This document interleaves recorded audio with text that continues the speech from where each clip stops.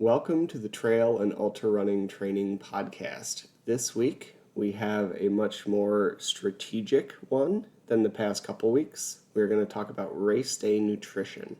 Not everybody has to get super anal retentive about their nutrition planning, but for some of us it could be the key to success versus a DNF. So if you've ever struggled with race day nutrition, be it a sour gut or just hitting the wall, this episode should help you out. Let's get to it.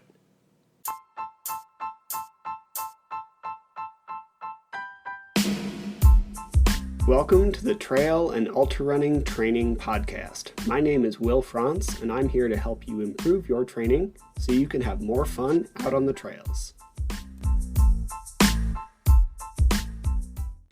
Let's talk about fueling your race. And if you're on my email list, you probably got an email about this. I know you got an email about this earlier this week that breaks down some of what we're going to talk about.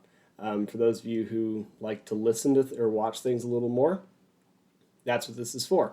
And we're going to dive deeper into some of the details, right? So first, you might have heard the quote that like an ultramarathon is just an eating contest on the go. And I'm not 100% sure where I heard that, but really is completely true.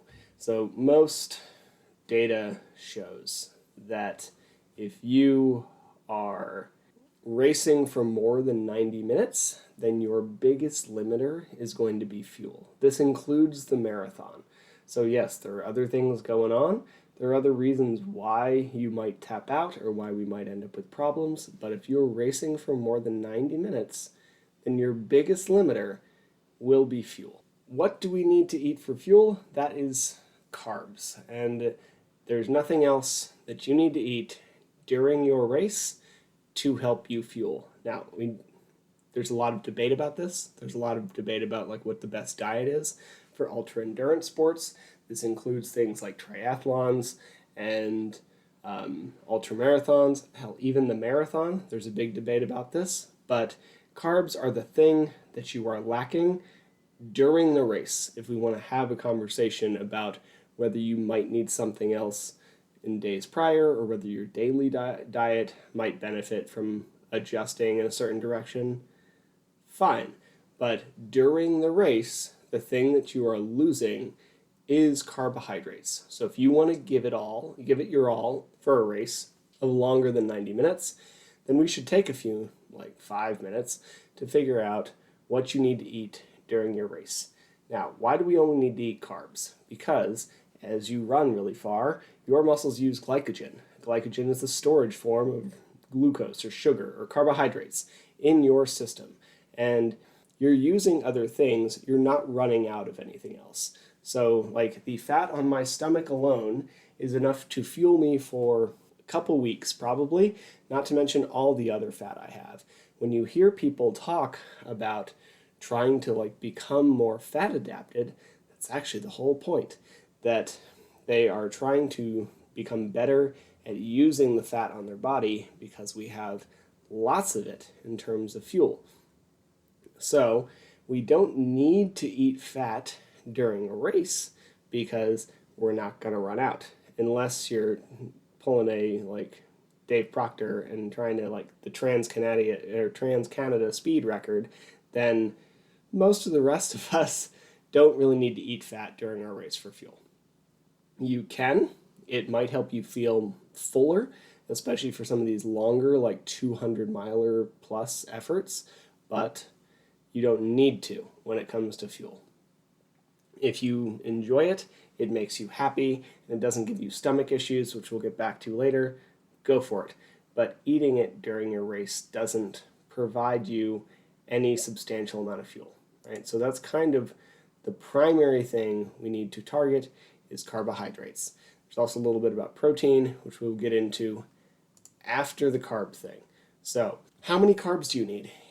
It's tough to say is the actual answer, but we can get a pretty good estimate. And I will include a add-on little file. I am currently dialing in a second version of my mid-race fueling document, and that should be done in a week or two. So once that's up, you'll have a written version of this, but I figured I'd walk you through it anyway. So you burn about 1 calorie per kilogram of body weight per kilometer. Doesn't matter how fast you go, doesn't matter anything else. You will burn about 1 calorie per kilogram of body weight per kilometer. And we should also know that in terms of fuel expenditure, 1 vertical kilometer, so the amount you climb, is going to be equal to about 10 flat kilometers. So your vert is worse on your fueling. All that effort that you feel like you're putting into when you're climbing, you are. Great. So let's say you weigh 80 kilograms, which is what I weighed when I ran the Dead Horse 50 miler, and let's say you're running 100 kilometers, because why not? You will burn about 8,000 calories. 80 times 100, 8,000 calories. Cool. And for those of us in the US, 80 kilograms is about 175 pounds because there are 2.2 pounds in a kilogram. You don't have to be good at math, you just have to punch in numbers on a calculator and everything will be fine. It's very quick.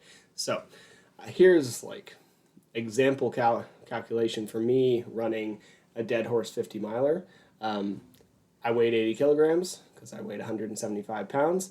I was running 80 kilometers because you multiply 50 miles by 1.6, and then I was gaining 1.5 kilometers of gain. For long story, 5,000 feet, you multiply by a very small decimal and you end up with that. I ended up burning 7,600 calories during that race. Now, all said and done, you do not replace all of the calories that you burn. A lot of the calories will come from fat. And depending on your day-to-day diet, that could be a bigger or a smaller amount. You kind of have to know you and what you eat and how you fuel. But even so, we can just like shoot in the center for most people and we'll be fine. We're looking to replace about 30 to 40% because most of an ultra is going to be run in a place where you will burn about 30 to 40% of your total calories from carbohydrates. So if we figure out 30 to 40% of 7,600, the total calories I burned in a race, you end up with a range of like 2,300-ish to 3,000. Exact numbers will be in the documents. Now, we know that there's 4 calories per gram of carb, so that means that I should be targeting between 570 grams of carbs to 760 grams of carbs. That is the window as someone who eats a like fairly wide variety of like omnivorous foods. Like I'm not keto, I'm not super low fat. I like kind of shoot it in the center. I'm probably a little lower carb than the average American, but most athletes are unless they're in race cycle. So I shot about dead center. So I was expecting about a 12-hour finish time. This was based on my training. I finalized this fueling plan.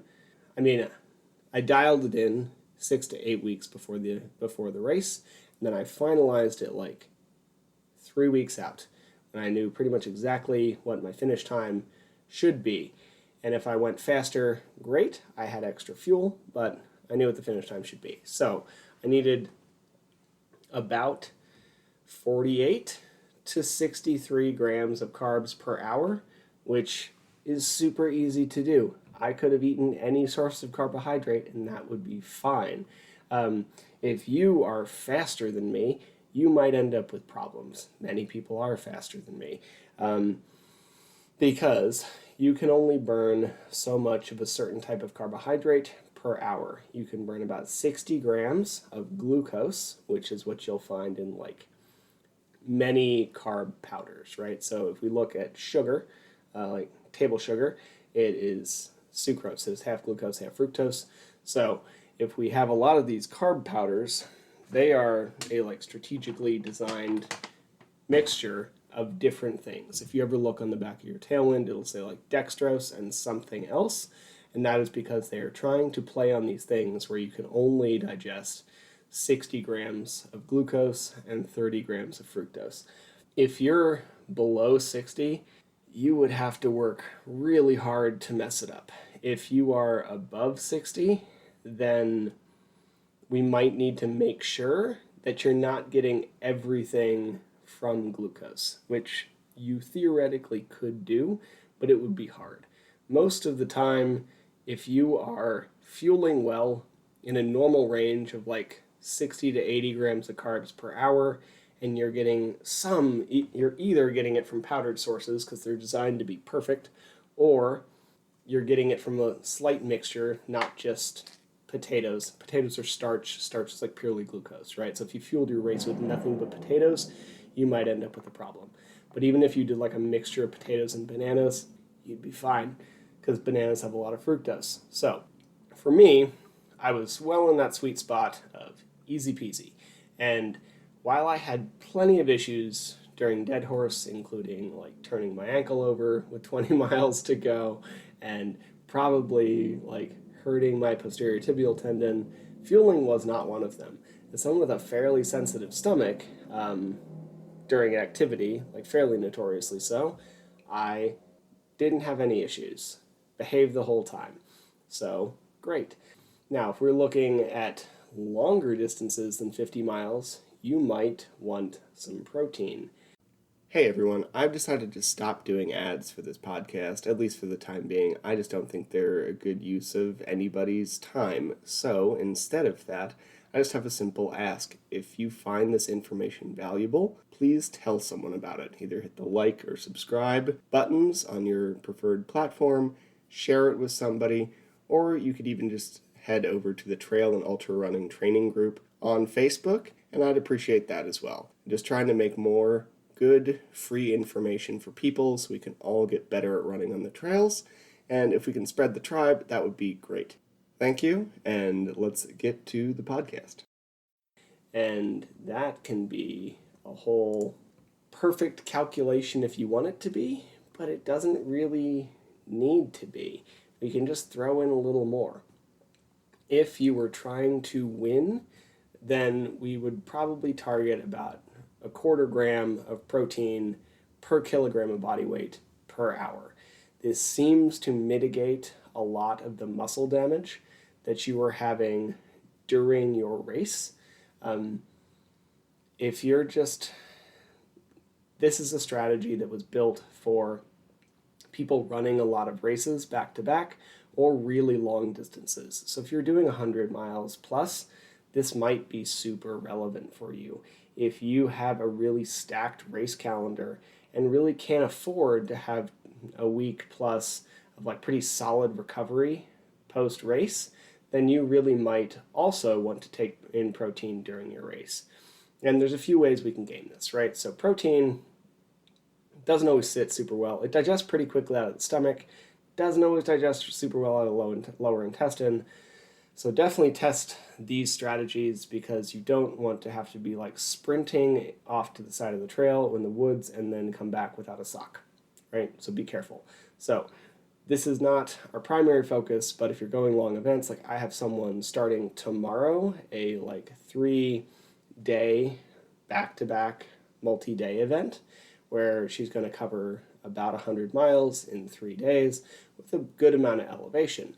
And we've definitely been working on some protein intake. And what worked for me during my race and what should work for a lot of people and what we're going to try with her is BCAAs. Because for me, I can't intake a lot of whole food while moving. It makes me feel bad. So I used science. So BCAAs are typically garbage. If someone tells you you need to take them, they are lying to you.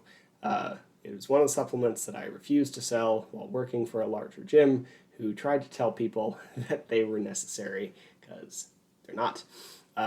What I did do is use them during endurance events though, because what BCAAs do is if you're really low on protein or you struggle to synthesize protein, they can help you get more out of the protein you intake. What they can also do is during your endurance event, they can stop the bleeding. They can mitigate the damage, right? So if you are putting in all of this effort and your legs are just getting torn apart, mile after mile, getting ruined. Now, if we try and instigate what we call muscle protein synthesis, if we try to take in enough protein to make your muscles recover, they're just going to keep taking damage, right? Like you haven't stopped, you're still working. But it might, seems to, stop the bleeding, basically. It stops the damage a little bit or mitigates it a little bit. So if you take a dose of BCAAs every hour, 2, you should see a little bit of improvement in your recovery.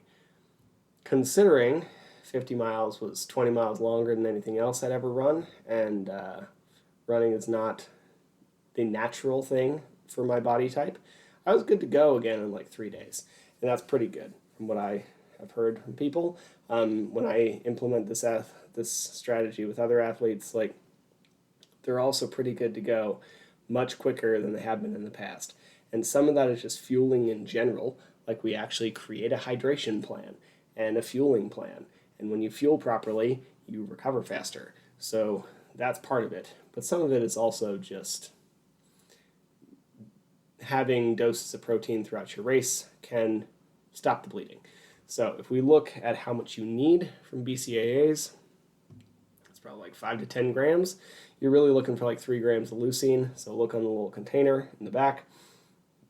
It should give you a breakdown of the amino acids inside. If it doesn't, put that thing back on the shelf and buy one that's more honest with you. And we're looking for like 3 grams of an amino acid called leucine. Now, here's the thing with the protein during your race. Your carbs, you should like sip on steadily and consistently. We'll get back to that in a second. Your protein, you should take as a dose. So be it egg whites, protein powder, that turkey sandwich at the aid station, it doesn't matter. Wherever you're getting your protein, you should eat all of it fairly quickly. You don't need to scarf it. Don't like swallow air with it and make your stomach worse. But we should try to get the protein in one solid dose because that will actually do what we're trying to do with the muscles. So that's the protein target. Don't overthink it too much. Have some every couple hours, especially for longer events. Try the BCAA thing if, it fits for you. Be careful with BCAAs. They've essentially become energy supplements and other nonsense. So the one that I recommend, I don't remember what it's called. It's some stupid name like Excite or Explode or whatever. It only has BCAAs in it. It doesn't have a ton of caffeine. It doesn't have a ton of salt. It's not going to like mess up the rest of our electrolyte plan because it doesn't have like 12 grams of sodium. I know that's too much still. Like it doesn't have a ton of sodium in it. It's just BCAAs and a little bit of flavoring, which you absolutely want because BCAAs taste like garbage when they're unflavored. So that's kind of that. Now, the protein thing, done. Fat and fiber are your enemy. That is what we're really trying to avoid if you have sensitive stomach issues. So if you hear stories of like really good athletes, they will talk about eating fatty foods all the time. Dean Karnazes ordered a like double topping Hawaiian pizza to the side of a highway when he was running a 200 miler and ate the whole thing like a burrito. Scott Jurek famously ate burritos on the trail. There's a lot of people who just eat fat. I mean, I heard Jason Koop talking about eating a pizza in the middle of France last year. Like, if you are good enough and you are going far enough below threshold for you, you can eat basically whatever you want. If you struggle with the food things, then you want to limit fat and fiber because they will take longer to get out of your stomach. And that's one of the big things that causes problems. We want foods that don't have to be broken down by stomach acid, where your stomach doesn't have to figure it out. You don't want a huge dose of it at one time because your body can only digest so much food in a short period of time. So if you slam 2,000 calories into your gullet, it doesn't matter how good your digestion in your stomach is, you're still going to end up with distension and bloating. So med it out a little bit and realize that if you were fitter, if you are a better runner, if you've been doing this longer, if you just have a very cooperative stomach, then you can probably intake more for those of us who struggle a little bit, don't eat fat and fiber. Now, timing, I use or advocate what I call the IV strategy. So I'm sure somebody else has made this analogy. I might have heard it once. I started using it years ago. So the IV strategy, you are trying to replace glucose in your bloodstream so that it can get to your muscles and replace glycogen. Now, ideally, you would just take an IV, pop that thing into your arm, and it would go directly into your bloodstream so that we don't waste any time. For everyone else, like, that's not happening unless you are going to do really weird things. You're not going to run with an IV attached to you. So we need to mimic that with our stomachs. You want to intake some fluid at fairly regular intervals. One thing that tends to cause people problems is they forget to eat for like 40 minutes, and then, or that's just their plan. Or they're like, I'll eat 2 hours into the run and that's when I'll start. Don't do that. Start 10 minutes into the run. Hell, start at the start line and then consume something every 15 minutes. And it doesn't need to be big. That also limits your necessity to intake big amounts of fuel, right? So use the IV strategy, met it out over time, and move slowly through it. Now, what carbs should you use? Doesn't matter. I will dive deeper than you probably want to read into them in that source when I put it out in a couple weeks. For those of you who've seen the first version, you can attest that's probably true. But the one that I use, I brought it over here. I like Scratch Super Fuel. Unfortunately, it's really expensive. Most of these things are really expensive, and they've gotten worse in the past couple years, like most everything else, so you can play with cheaper versions. Not a bad idea. I also use Liquid IV at the gym when somebody forgets to eat before a workout and they look like they're about to pass out on me. So those are the ones that I tend to keep around. I also personally eat oatmeal as pre-exercise stuff. I really like bananas. Potatoes sit fairly well with me as long as I chew them enough. I know people who eat bacon. Obviously not fueling you because it's not carbs, but they can eat whatever they want is the short version there. Doesn't matter where you get your carbs. Different things have different amounts of carbs, so read the package. If you want to fuel with whole foods for some reason, I'm not saying it's bad, I'm just saying you don't have to. I feel like some people get this idea that fueling with whole foods is superior for some reason. It's not when it comes to performance or health. All of the glucose that you intake during your race is almost certainly not going to mess with your blood levels. If you have diabetes and you have issues, then check that out. But I have a couple people who wear CGMs when they exercise. It is not the same thing because a CGM, a continuous glucose monitor, does not measure your blood levels. It measures something else, but very close for everybody's purposes, and we don't actually see a big rise during exercise. You're not going to spike much during exercise. You need the sugar. It's helpful. So we can talk about that more in detail if you're interested. Short version is get the carbs wherever you can, fuel your race so that you don't get injured, and have a good time. Now, if we look at some weirder, newer strategies, I've seen people talking about fueling with over 90 grams of carbs. So the old data would seem to show that you have about 60 grams of glucose and 30 grams of fructose per hour. Some people seem to be fueling with up to 120. I actually don't know anybody doing this for super long events. So there's something in your brain that directly responds to carbohydrate. I think that might be more of a neurological response than a food response, but who knows? Play with what you want. Anyway, I'm going to put out that document soon. Couple announcements. I'm making shirts. I got my logo on things. This is a test run because I'm glad I did it. The first round was bad. So I will have that shortly for anybody who's interested, and just going to put that up. I don't make anything off of them. Somebody else asked me to make them. So I put an hour's worth of work, a couple hours worth of work into it. And now there are shirts. Yes, they cost something. I think I make $1 off each of them. I don't care. If you want one, great. They're available. People asked for them, so now they exist. And I'm going to continue to make or dial in this fueling document so it's a little more easy to understand than version 1. I hope this was helpful. This was a little more like tactical than the last few that have been a little more like overarching and conception based. So I hope you have a great rest of your evening. I will get the corresponding paper out on this soon, and I am gonna go eat some food, which feels really appropriate after this one. Have a good rest of your night.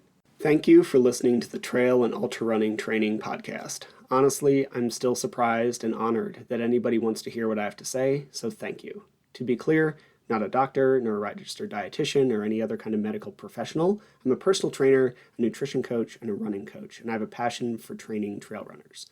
You should always speak with a qualified medical professional before making any changes to your training or nutrition program. If you enjoyed the podcast or found it helpful, please take a second to leave a rating or review. I'd really appreciate it. Or you could just share it with someone for whom you think it might be helpful. I make these kinds of things in order to provide more quality, free resources to people, so the more people who hear it, the better. If you want more of this information, please head to the Trail and Ultra Running Training group on Facebook, where we discuss all aspects of training so you can have more fun doing the sport that you love. Thank you again for listening.